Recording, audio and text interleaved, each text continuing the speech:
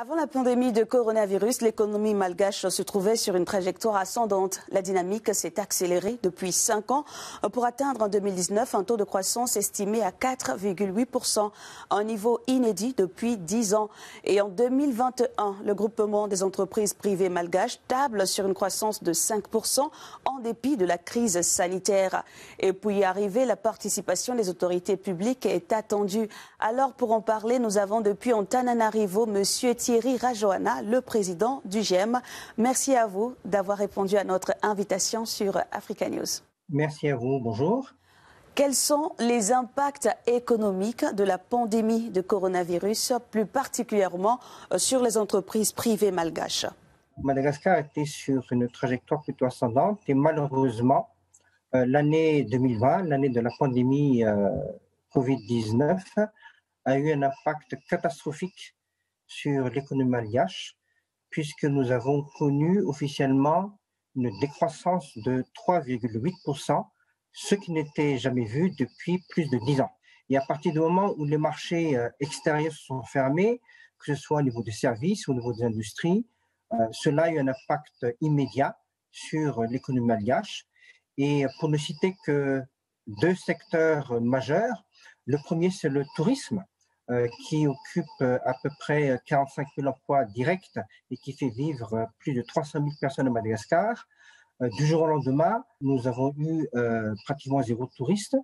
Un autre secteur qui était aussi en fort développement, c'est les mines. Comme vous le savez, Madagascar produit du nickel et du cobalt, de l'ilménite.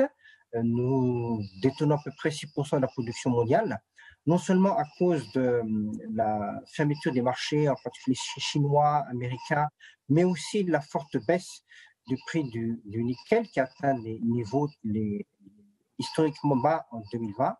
L'usine a fermé à partir de mars 2020 et donc ce qui a provoqué une forte baisse des exportations. Malgré les impacts de cette crise sanitaire sur l'économie malgache, vous prévoyez un taux de croissance de 5% cette année en 2021 et vous dites que l'État doit participer. Comment y arriver selon vous?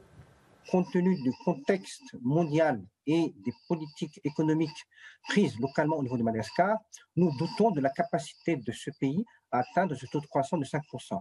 En tout début d'année, la Banque mondiale et le FMI ont émis des prévisions un peu plus modestes. Le FMI a prévu un taux de croissance de 3,2%. La Banque mondiale est un peu plus pessimiste et prévoit 2,1%. Mais nous pensions très raisonnablement qu'il était tout à fait possible d'avoir un rebond significatif de l'ordre de 5% pour peu que les autorités adoptent une politique de relance keynésienne avec des investissements massifs dans le domaine des infrastructures qui nous font terriblement défaut, en investissant dans l'agriculture, en faisant en sorte, par exemple, que Madagascar, qui est un des plus gros consommateurs de riz au monde, le 3e par habitant, au lieu d'apporter 10% de sa consommation aujourd'hui, puisse très rapidement, dans un délai très très court, être autosuffisant et pourquoi pas exporter du riz en Afrique. Nous avons cette capacité à rebondir assez vite, non seulement en investissant dans les infrastructures, par le moyen d'endettement, parce que là aussi je tiens à signaler que malgré tout le buzz que l'on dit aujourd'hui que beaucoup de pays africains sont surendettés, ce n'est pas le cas de Madagascar. Le taux d'endettement de Madagascar est un des plus faibles en Afrique. Il est de près de 40% aujourd'hui. Et tous nos partenaires techniques et financiers sont tout à fait d'accord que nous avons la capacité d'augmenter significativement notre endettement public, soit en empruntant auprès des partenaires étrangers, soit en fonctionnant l'épargne nationale. Parlons à présent des prêts octroyés par les banques malgaches aux petites et moyennes entreprises. Est-ce que ces prêts pourront soutenir effectivement l'économie malgache? Des lignes de garantie ont été faites à partir d'emprunts de la Banque mondiale et qui ont permis de garantir jusqu'à 75% des crédits de trésorerie ou des crédits d'investissement, toujours de PME, PMI, et qui est une vraie bouée de sauvetage. Donc cette ligne de garantie vient d'être mise en place au début de l'année. Il est vrai que la pandémie a pourtant démarré maintenant depuis 1 an, mais mieux vaut tard que jamais. Et nous pensons que ce matelas, cette garantie qui vient d'être mise en place, pourra d'une certaine manière, mais de façon limitée aussi, parce que le montant total est de 24 millions de dollars, ce qui représente un montant relativement faible, à notre avis, par rapport aux besoins de l'économie, mais c'est mieux que rien.